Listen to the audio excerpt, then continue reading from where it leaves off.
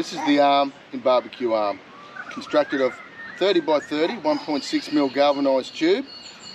It simply drops in to your pre-mounted drawbar mount.